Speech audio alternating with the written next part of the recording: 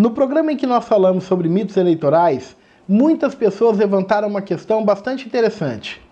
É que apesar da urna eletrônica ser criptografada, não ter acesso à internet, os votos serem embaralhados eletronicamente, ainda assim, eu fiquei impressionado com a quantidade de pessoas que colocam em xeque a confiabilidade da apuração eletrônica dos votos.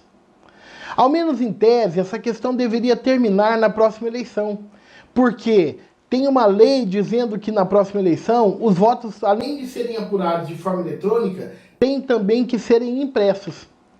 Porém, tem muita gente e instituições colocando em dúvida essa questão, indo contra a impressão do voto digital. Isso mesmo, colocando em xeque a impressão do voto digital. Por que será, hein?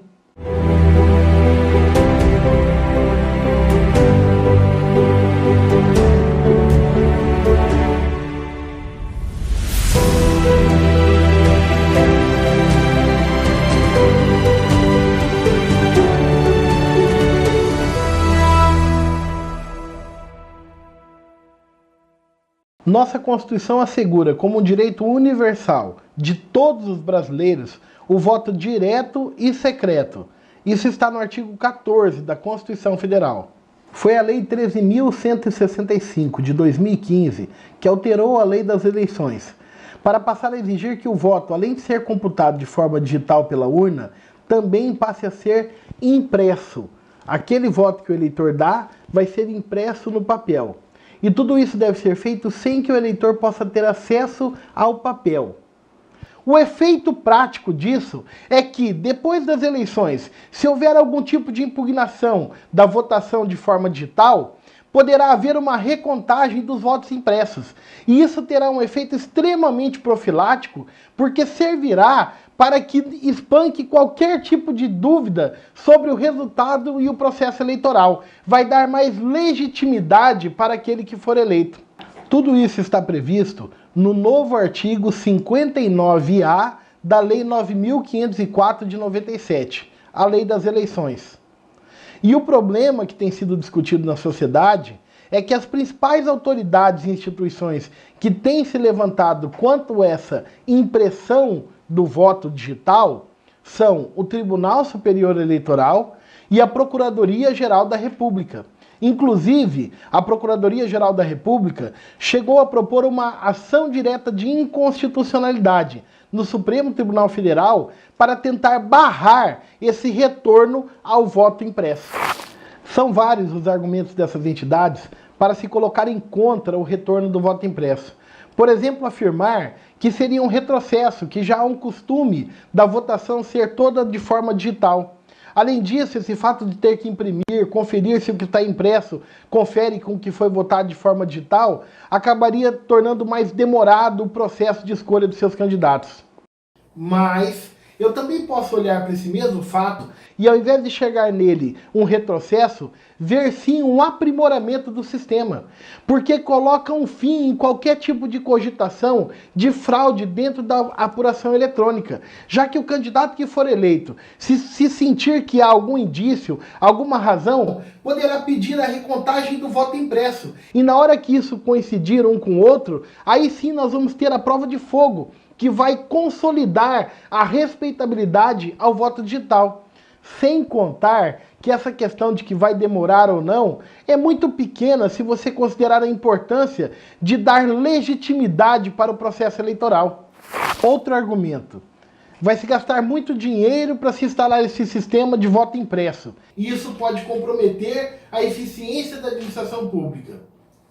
Mas convenhamos, não é melhor investir dinheiro nisso do que o país ficar mais 4 anos parado, discutindo a legitimidade do processo eleitoral?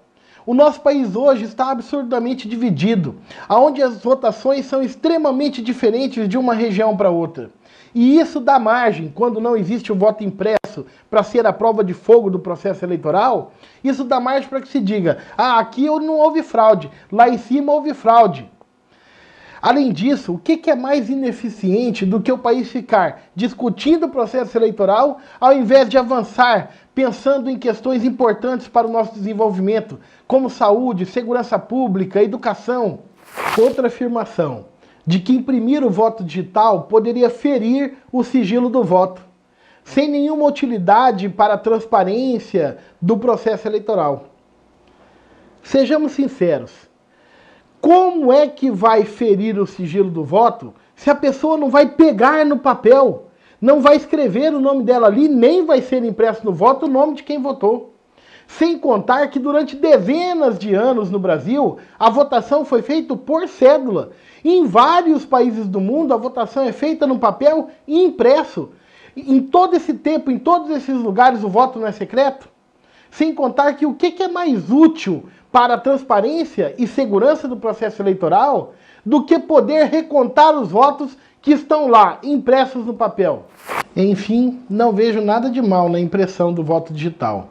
Ao mesmo tempo em que acusam que possa ser um retrocesso, eu também posso enxergar como um avanço e um aprimoramento desse sistema. Sem contar que ele vai servir para dar pacificação para a política no Brasil. Na medida em que a recontagem do voto impresso, se vier a ser necessária, vai dar legitimidade para quem quer que seja eleito.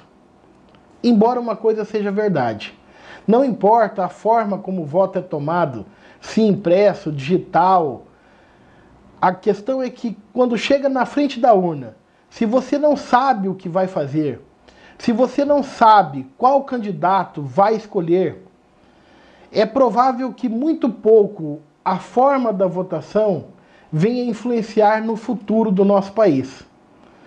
Porque aquilo que você escolhe na hora de votar, quem você escolhe na hora de dar o seu voto, acredite, é isso que faz toda a diferença.